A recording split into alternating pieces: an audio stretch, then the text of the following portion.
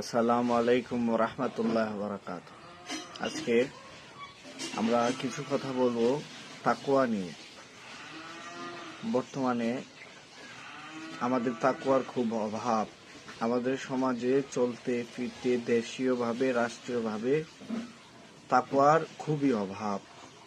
তাকওয়া ছাড়া আমল ইবাদত কবুল হয় না। আসলে এটা আমরা বলতেছি, সবাই বলে, যারা দিন ধর্ম ইসলাম মানে সবাই বলে তাকওয়া ছাড়া কোনো ইবাদত কবুল হয় না। আসলে তাকওয়া কি? তাকওয়া কিভাবে অর্জিত হয়? তাকওয়া হচ্ছে ক্ষুধাভীতি, আল্লাহর ভয়। আল্লাহর ভয় কিভাবে আসে? সর্বক্ষণ আল্লাহর ভয় সাধারণত মানুষের কাছে আসে না। শয়তান তাকে কুমন্ত্রণা দিয়ে ওয়াসওয়াসা দিয়ে রাখে। আল্লাহর ভয় মনের মধ্যে আসতে দেয় না, আল্লাহর চিন্তা আসতে দেয় না। দুনিয়ার চিন্তা মানুষকে বিমোহিত করে রাখে। আল্লাহর চিন্তা আসার জন্য আল্লাহওয়ালাদের সোহবত দরকার। তখন তাকওয়ার বরকতটা অধিকতর আসবে। তাছাড়া তাকওয়ার বরকতটা আসবে না। আল্লাহর ভয় অর্জনের অন্যতম মাধ্যম হচ্ছে সর্বদা খোদার স্মরণে থাকা, চিন্তা করা, আল্লাহ হাজিরিন, আল্লাহ নাজরিন, আল্লাহ মাই। আল্লাহ আমাকে দেখছেন, আল্লাহ আমাকে শুনতেছেন, এবং আমার আল্লাহ সুবহানাহু ওয়া তাআলা আমি কি করতেছি, কি করব, আমার মনের ভিতরে কি চলছে তাও আমার আল্লাহ জানে। সর্বদা এরকম একটা ধ্যান এবং খেলের উপর থাকাই হচ্ছে তাকওয়া। এরকম একটা ধ্যান এবং খেলের মধ্যে থাকাই কি তাকওয়া। হযরতে আব্দুল্লাহ ইবনে উমর, হযরত উমর রাদিয়াল্লাহু তাআলা আনহুর ছেলে, তিনি জৈনিক কারণবশত মরুভূমিতে গেলেন। মরুভূমিতে যাওয়ার ফলে তিনি খানা দানার ইন্তজাম করতেছেন, খানা খাবেন, তদ্রুপ ওইখানে তিনি দেখতেছেন একজন ছেলে রাখাল, তিনি মেষ চড়াইতেছেন, রাখালগিরি করতেছেন। তখন তাকে বললেন, আপনি আসেন, আমার সাথে একটু আহার করেন। সে বলতেছে যে আমি রোজা, আমি কি রোজা। তো আব্দুল্লাহ ইবনে উমর বলতেছেন, আপনি এই গরমের মধ্যে রোজা রাখছেন? তিনি বলেন, আমি ওই সময়ের প্রস্তুতি নিচ্ছি যে সময় আমার আমল হবে শূন্য, আমার আমল করার জায়গা থাকবে না, আমার আমল করার জায়গা এই দুনিয়াতে, সেই জন্য আমি দুনিয়াতে আমল করতেছি।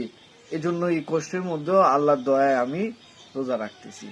তিনি তার তাকওয়া ফরেজগারিতা চেক করার জন্য, যাচাই করার জন্য তিনি বলতেছেন, এই শোনো, এই রাখাল, তুমি শোনো, তোমাকে আমি টাকা দিচ্ছি, তুমি আমাকে একটা ভেড়া দিয়ে দাও। একটা ভেড়া তুমি যদি আমাকে দিয়ে দাও, আমি কেটে রেঁধে তোমাকে ইফতার হিসেবে দিব। আর তুমি তোমার মালিককে বলে দিবে যে অনেক মানুষই তো আসে রাখালগিরি করতে গেলে, মেষ চড়াইতে গেলে এক দুইটা হারিয়ে যায়, বলে দিবা হারিয়ে গেছে। তখন তিনি বলেন যে আমি এটা করতে পারবো না, উঠে বলে চলে গেলেন। এবং ওই সময় তিনি এসে বললেন, হায় সুবহানাল্লাহ, সে ছেলের কত তাকওয়া। আসলে তাকওয়ার যে বিষয়, তিনি ওখানে ভয় পেয়েছেন কাকে? তার মালিককে। একদিন আমাকে হিসাব দিতে হবে আমার আল্লাহর কাছে, দুনিয়ার কারোর কাছে হিসাবের ভয় আমি করি না। আমি ভয় করি আমার আল্লাহকে। আল্লাহর কাছে ওই সময় হিসাব দিতে হবে। দুনিয়ার প্রত্যেকটা চলা এবং ফেরার সময়, প্রত্যেক মানুষের সাথে ব্যবহার, আসলে আমার আল্লাহ বলছেন, রাসূল সাল্লাল্লাহু আলাইহি ওয়াসাল্লাম বলছেন, তোমরা কোনো মানুষকে ভালোবাসবা আল্লাহর জন্য, আল্লাহ রাসূলের জন্য, ঘৃণা করবা আল্লাহ এবং আল্লাহর রাসূলের জন্য। এবং আমাদের ওইরকম চেষ্টা থাকতে হবে যারা সৎ পথে উপদেশ দেয়। তাকওয়ার ক্ষুধাভীতি। এক সাহাবী উমর রাদিয়াল্লাহু তাআলা আনহু এক সাহাবীকে জিজ্ঞেস করলেন, হে, আপনি জানেন তাকওয়া কি? তিনি বলেন, হযরত উমর, আপনি কি কাঁটাযুক্ত পথে হেঁটেছেন কখনো? তিনি বললেন, হ্যাঁ কতবার হেঁটেছি, তখন আপনি কি করেছেন? আমি পায়ে টিপ টিপ টিপ দিয়ে বেছে বেছে হেঁটেছি যাতে আমার পায়ে কাটা না বিধে। সেজন্য তিনি বলছেন এটা হচ্ছে তাকওয়ার সবচেয়ে বড় মাধ্যম।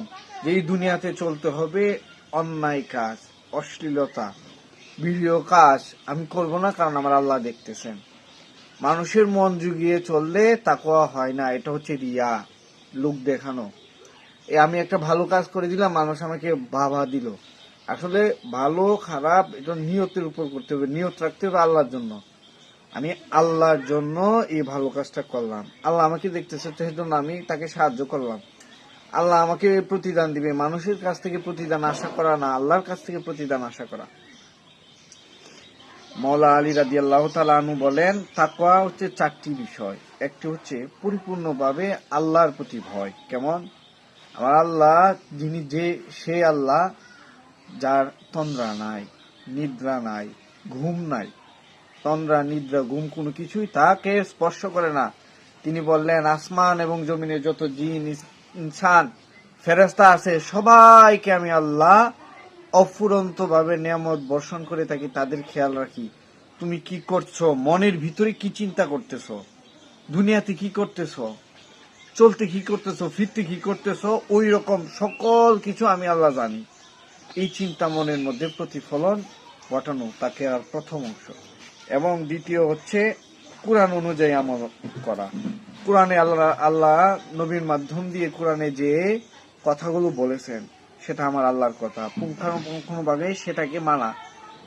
এবং আমাকে আল্লাহ 3 নম্বর হচ্ছে আমাকে আল্লাহ যতটুকু দিয়েছেন ততটুকুতেই সন্তুষ্ট থাকা, ক্ষুধার উপরে বেরাজি না হওয়া, ক্ষুধার উপরে সন্তুষ্ট থাকা।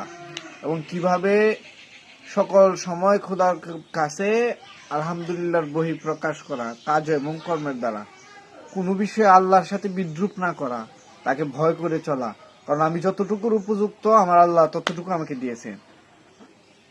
আর 4 নাম্বার বিষয় মওলা আলী বলেন, আমাকে এই দুনিয়া ছেড়ে চলে যেতে হবে।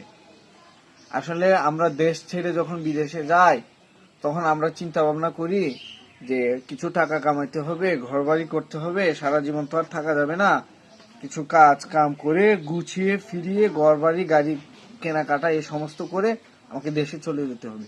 তো দ্রুপ দুনিয়া এটা থাকার জায়গা নয়। আর দুনিয়াও মাজরাতুল উখরা, দুনিয়া হচ্ছে আখিরাতের শস্য ক্ষেত্র। এখান থেকে আমাদের চলে যেতে হবে। চলে যাওয়ার জন্য ওইখানে কিছু নিয়ে যেতে হবে, বাজার সদাই করে যেতে হবে। এই বাজার সদাই করার যে মনের মধ্যে একটা সর্বসময় মনের মধ্যে যে আমি থাকতে আসি নাই, কিছু নিয়ে যেতে, কিছু আল্লাহর কাজ করে যেতে এসেছি। এবং 4টা যাওয়ার পর সর্বপ্রধান বিষয় হচ্ছে আল্লাহওয়ালাদের সহবত, যারা প্র্যাকটিক্যাল ফানা হয়েছে, যারা সর্বদা আল্লাহর উপরে নির্ভর করে, আল্লাহর কাছে চায় কোনো কিছু। আল্লাহ বলছেন, ইয়া কানা বুধু ইয়া কানাস্তাইন, আপনার ইবাদত করি, আপনার কাছে চাই। নবী বলছেন কি, আমার একটা জুতোর ফিতা ছিঁড়ে গেলে আল্লাহর কাছে চাও, কারো কাছে চাইও না, আগে আল্লাহর কাছে চাইতে হবে। আল্লাহ একটা ব্যবস্থা করে দিবেন, ওই ব্যবস্থা মতো আপনার জুতোর শিলার কাজ হয়ে যাবে।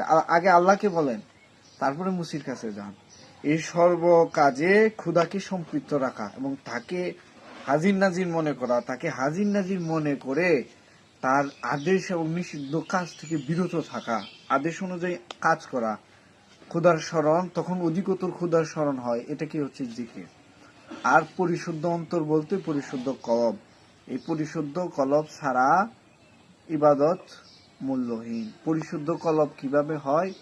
নবী বলছেন, তোমাদের শরীরের মধ্যে একটা গোস্তের টুকরা আছে, এটা যদি অপবিত্র হয় সমগ্র শরীর অপবিত্র, সেটা হচ্ছে কলব। এটা পরিশুদ্ধ করার জন্য বিভিন্ন তরিকা আছে, নিয়ম আছে, পদ্ধতি আছে, জিকির আজকারের পদ্ধতি আছে, এগুলো আল্লাহওয়ালারা জানে। ওই জন্য সহবত নিতে হবে, আল্লাহওয়ালাদের সহবত নিয়ে আল্লাহওয়ালাদের কাছে যে পরিপূর্ণ তাকওয়ার, তাদের দেখে দেখে শেখা, শুনে শেখা আর দেখে শেখার মধ্যে অনেক পার্থক্য আছে। দেখে শিখলে সেটা মনের মধ্যে ফলপ্রসূ বেশি হয়। সেজন্য আমরা যেন আল্লাহওয়ালাদের সহবতে থাকি, আল্লাহকে পাওয়ার জন্য, আল্লাহকে ধারণ করার জন্য। এবং ওই সমস্ত লোক যারা আল্লাহওয়ালা কারা, যারা আল্লাহর দিকে মানুষকে ঠেলে দেয়, আল্লাহমুখী করে এবং সর্বদা খুদার জিকিরের মধ্যে থাকে, মানুষকে খুদার জিকিরে, খুদার স্মরণে থাকার জন্য নির্দেশ দেয়। আল্লাহ আমাদের সামনে তাকওয়াবান হয়ে পরিশুদ্ধ ঈমান আমল অর্জন করে দুনিয়া আখিরাতে চলার মতো সেই তৌফিক দান করুন। আমিন। ওয়া আখিরু দাওয়ানা আলহামদুলিল্লাহি রাব্বিল আলামিন। আসসালামু আলাইকুম ওয়া রাহমাতুল্লাহ।